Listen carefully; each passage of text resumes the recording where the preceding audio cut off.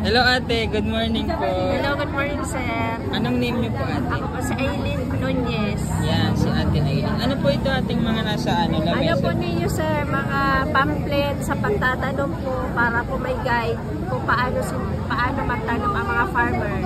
Wow, ano po ito ate? Libre lang po ito? Iyo po, libre lang po yan sir sa gabos na malindi po sa mabisita.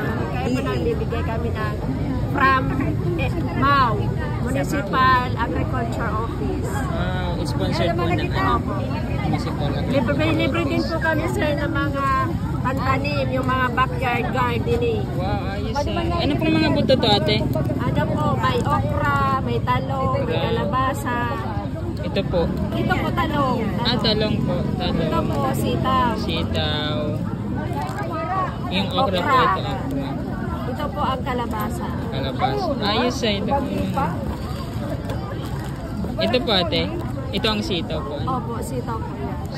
Para ma-encourage yung mga bata na magtanim ng mga gulay. Ma-aware sila para healthy ang mga Kaya iniimbitahan po namin yung lahat ng mga farmers na pumunta po dito sa Skating Rain dito po sa Plaza Rizal ng Lipanan. Thank you po ate. Thank you sir.